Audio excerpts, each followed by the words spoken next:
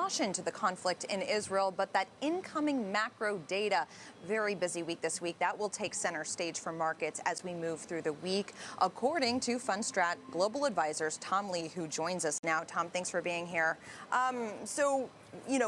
Why do you believe that it's really the macro data that the market will focus on, and why do you think that the markets have had somewhat of a muted impact this morning to the conflict abroad?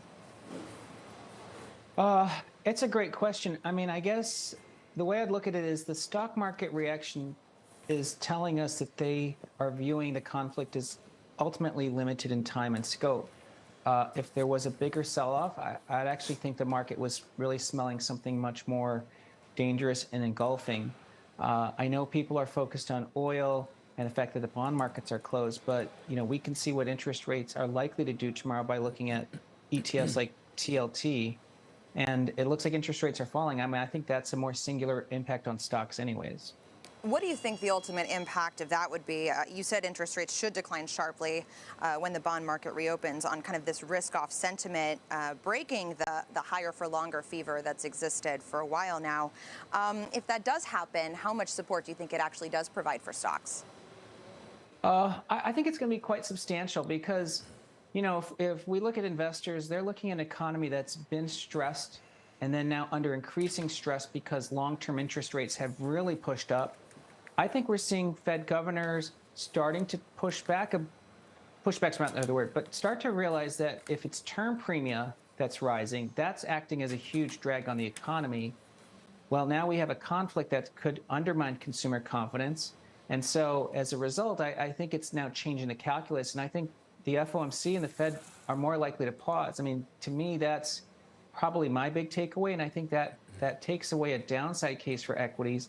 And it also makes it harder for interest rates to keep pushing higher, which, of course, is something that could break the economy. That was Logan's point this morning, Tom, all about term premium. And she's been known as being relatively hawkish. Couple that with the volume on TLT last week. Are you willing to make a call that rates have peaked? Carl, I'd love to be able to say that. I think bond markets are really tough to call, but yeah, I mean, it looks like if you aren't seeing rates push up higher today, which means TLT's down, well, we might be running out of reasons for interest rates to keep going up. And as Walter Deemer says, when a parabolic move like this reverses, it's not taking the escalator; it's going to come down sharply. But Tom, what about the oil impact here? In previous crises in the Middle East, we've seen oil skyrocket. Obviously, the dynamic is different today than historically. We can't make a direct analysis there, but are you concerned at all about the potential for oil to go above $100 a barrel and the implications therein for inflation to resurge? Oil should have been up a lot more today if the market was worried about disruption from production.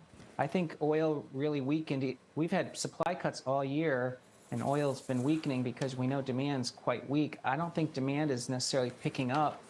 And, at the end of the day, I do think if it was going to make its move, it should have made a bigger move today. But again, interest rates in oil are very hard to predict, but to me, it's quite a muted move in oil. Interesting. Well, up about 4% for ICE Brent currently. We'll keep an eye on that throughout the day and the days ahead. Tom, thank you. Thank you.